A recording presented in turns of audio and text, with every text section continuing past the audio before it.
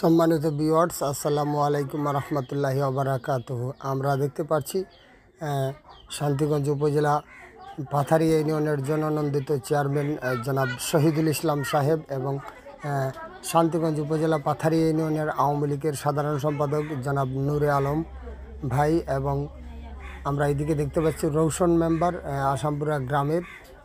ওনারা আশ্রয় কেন্দ্রে ত্রাণ বিতরণ করছেন ইউনো মহোদয়ের নির্দেশে, এবং সাদত মান্নান অবি মহোদয় এবং সাবেক পরিকল্পনা মন্ত্রী জনাব আলহাজ এম এ মান্নান এমপি মহোদয়ের পক্ষ থেকে এবং সরকারের পক্ষ থেকে ওনারা ত্রাণ বিতরণ করছেন। আমরা দেখছি কিন্তু আসামপুরা স্কুলে ওনারা ত্রাণ বিতরণ করছেন। বিতরণ শেষে ওনারা জানপুর, সিন্নাতপুর এবং বিভিন্ন গ্রামে ওনারা 2 টন ত্রাণ বিতরণ করছেন। আজকে আমরা আপনাদেরকে দেখানোর চেষ্টা করছি এবং চেয়ারম্যান মহোদয়ের বক্তব্য এবং সরকারি কর্মকর্তা একজন আছেন, ওনারও বক্তব্য নেওয়ার চেষ্টা করলাম।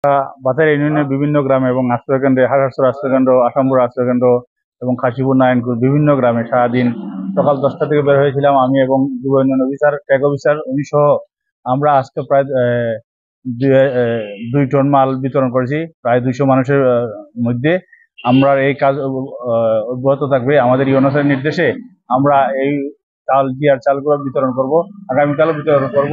এবং আমাদের বিভিন্ন জায়গাতে খবর আসতেছে মানুষ পানিবন্দী আরো বাড়তেছে এবং মানুষও আশ্রয়কেন্দ্রে দিকে আসতেছে।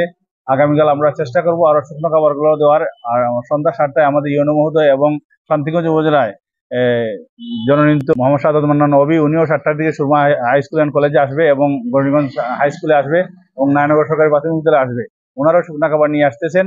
আরো ত্রাণ আমরা বিতরণ করব। আমাদের সাবেক পরিকল্পনা মন্ত্রী মহোদয় উনিও আমাদের এই পাথারিয়া ইউনিয়ন সহ শান্তিগঞ্জ উপজেলার প্রত্যেকটা গ্রামের সবের দিকে নজর রাখতেছেন এবং বারবার চেষ্টা করতেছেন বিভিন্ন জায়গা থেকে ত্রাণ নিয়ে আসার জন্য, যাতে আমরা সব অবহেলিত মানুষরা সবাই মিলে একটা সুন্দরভাবে এই উপজেলাকে সুন্দর করে রাখতে পারি।